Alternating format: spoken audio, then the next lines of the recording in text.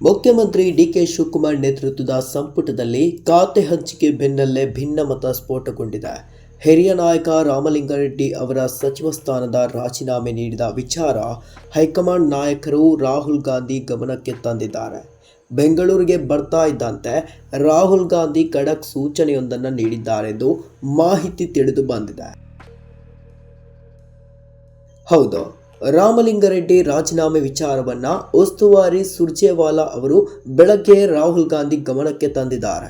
ಇದಕ್ಕೆ ಪ್ರತಿಕ್ರಿಯಿಸಿದ ರಾಹುಲ್ ಗಾಂಧಿ ರಾಮಲಿಂಗಾರೆಡ್ಡಿ ರಾಜೀನಾಮೆ ವಾಪಸ್ ಪಡೆಯುವಂತೆ ಮನವೊಲಿಕೆ ಮಾಡಿ ಎಂದು ಸುರ್ಜೇವಾಲಾಗೆ ಜವಾಬ್ದಾರಿ ನೀಡುತ್ತಾ ಖಡಕ್ ಸೂಚನೆ ನೀಡಿದ್ದಾರೆಂದು ತಿಳಿದು ಬಂದಿದೆ.